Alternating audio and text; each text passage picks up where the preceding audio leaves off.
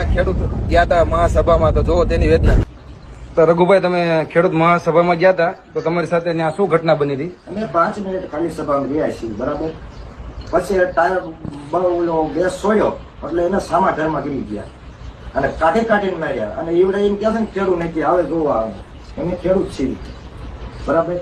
અને કેવા માર્યા છે એની વાત જવા દો, બધાને માર્યા છે, બહુ માર્યા એમ. મારે હલાતું નહીં. આ તો એ 2 ફ્રેક્ચર છે. જો આ સાચી તમારી સિવાય બીજા કોઈને ત્યાં સભામાં માર્યા હતા? 200 ખેડૂત માર્યા છે અને બધાને આ રીતે મને મારી હાલત કરીને એવી હાલત કરી છે. પણ બિચારા બીક માર્યા છે કે બોલશું તો આનું શું થાય છે, નથી બોલી શકતા. સમજ્યા?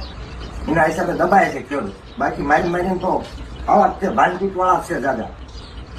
અને બધાની જમીન છે, કડિયાની છે, અને હજી હળદર ક્યાં વીવી ગયું છે, કેટલી ભાંડકૂટ થઈ છે એ જોઈ લે ધીરે ધીરે જઈને. બીજે ક્યાં ક્યાં ફ્રેક્ચર છે તમારે? જો અહીંયા ફ્રેક્ચર, આનો પાટો બાંધ્યો, પછી અહીંયા કઈ રીતનો મારા પાટો બાંધ્યો, અહીંયા ફ્રેક્ચર છે. જો અહીંયા આ તમને બધું ન્યાત વાગ્યું છે? અહીંયા ઘરમાં અમે હતા ને, પાછા ઘરમાં 2 હોતા જો ઘરમાં માર્યા ને. અને આપણો વિડીયો વાયરલ થઈ ગયો છે, તમે જોઈ લીધો ને વિડીયો. આ તમને કોને માર્યું છે? પોલીસ વાળાએ તમને માર્યા છે. ઘરે તો આ માર્યો ને ઘરે ત્યારે હાથ ભાઈ નીકળી ઘરમાં તો તમારે સરકાર પાસે શું માંગણી છે? અમારે આનો ન્યાય જોવે પૂરેપૂરો, બરાબર. આ કરતા ને જો આ નહીં ન્યાય આવે ને તો જે દિલ્હી જવાના છે, બરાબર. આનો ન્યાય તો જોવે જ ને. વગર વાંકે અમે 5 જ મિનિટ ખાલી ઉભા રહ્યા હતા, ટાયર ગેસ છોડ્યો એટલે તરત જ તેને હામાં રૂમમાં ગીરી ગયા. હામાં ઘરમાં જ કાઢીને મરાય. અને હવે જોવા મેં ખેડૂત છીએ, નાના છોકરા છે.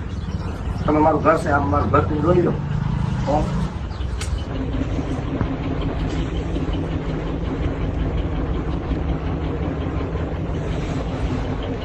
આ કોને માર્યા તમે? પોલીસ વાળાએ. કઈ જગ્યાએ? જો આ જગ્યાએ માર્યા, આ જગ્યાએ માર્યા, પછી અહીંયા માર્યા, અહીંયા ખંભામાં. અહીંયા આમ કરું ને ત્યાં દુખે. ક્યાં માર્યા હતા તમને? હળદર ઘરે ઘરમાં પડીને કાઢીને માર્યા. અહીંયા માર્યું છે, અહીંયા આ